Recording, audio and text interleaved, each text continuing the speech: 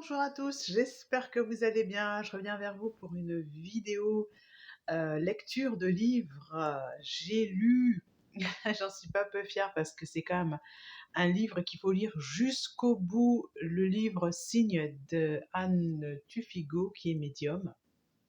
Alors, regardez les couleurs qui s'accordent bien ici. Vous avez le même violet que pour marquer qui se trouve sur l'inscription médium.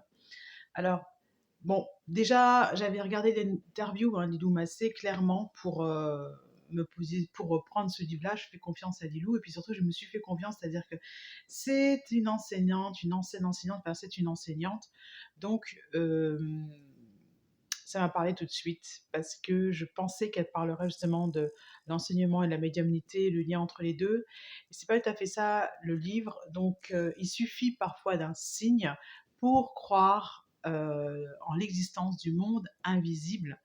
Voilà ce qui pourrait résumer ce livre. Et je peux vous garantir que pendant la lecture de ce livre, il s'est passé des choses assez extraordinaires pour ma part. Donc, j'ai fait ce qu'il fallait surtout pas faire parce que c'est arrivé juste après. Je suis allée chercher le livre de d'Isabelle Cerf, le guide du light worker, parce que j'ai eu sans arrêt des heures miroirs sous les yeux. Et dans ce livre-là, on a toutes les heures miroirs. Et moi, je ne sais pas trop ce que ça signifie parce que j'ai cru comprendre que 11-11, c'est pas la même chose que 15-15. Voilà, voilà. Donc, je suis allée euh, pour comprendre la symbolique. Mais apparemment, quand même, chacun a son code, etc. Pour les signes ne veulent pas tous dire la même chose. C'est un code qui est personnel. Ça, je le savais déjà, mais quand même pour les heures miroirs, parce que moi, les chiffres sont mes compagnons de route, clairement. Donc, ça, c'est un signe. Ouais, ça, c'est un signe.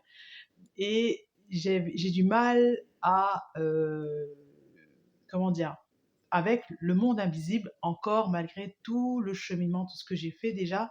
Donc, j'avais besoin de lire. Donc, il y a des histoires qui sont très intéressantes. Et il y a un nouveau code qui est entré je pense, dans mon, dans mon quotidien. Parce qu'elle raconte une histoire où la dame se prend les pieds dans sa robe parce qu'elle est toujours en train de courir par monts et par vaux et elle ne savoure pas en fait la vie.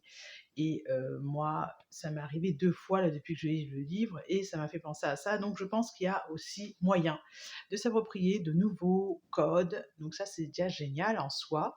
Deuxième chose, c'est arrêter en fait d'avoir peur du monde invisible. Ça va être compliqué dans la mesure où on ne croit pas que on voit, comment dirais-je, on ne voit pas ça d'un très bon œil, alors qu'en réalité, c'est ce que disait Lilou Massé avec cette musicienne qui a proposé une méthode pour justement se libérer en fait du karma collectif, d'une partie du karma collectif. Cette méthode, je ne sais plus où on écrit en fait aux défunts en disant que, ou aux personnes qui sont en fait en train de s'accrocher à vous et vous tirer vers le bas pour que vous entendiez leur souffrance, c'est-à-dire voilà, pour se libérer du karma familial, du poids en fait de la famille. De toute façon, on ne peut pas se libérer si on n'entend pas en fait la détresse de la famille, des personnes qui entrent en résonance avec nous, voilà, qui sont en lien avec nous. Je ne sais pas ce que je raconte, mais je ne me rappelle plus comment elle s'appelle. Mince, enfin, bref.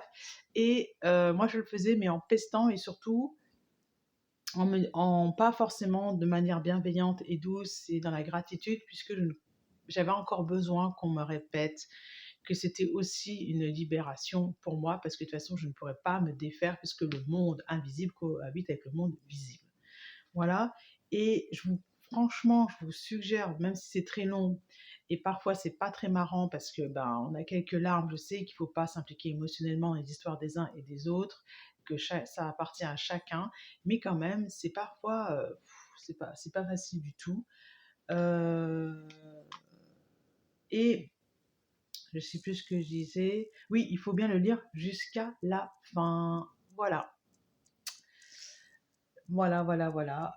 Vraiment, je ne l'ai pas lâché. J'ai mis du temps, j'ai adoré et je vais relire parce qu'il y a besoin. C'est une dame avec laquelle on passerait évidemment du temps. On attend la suite avec impatience. À bientôt!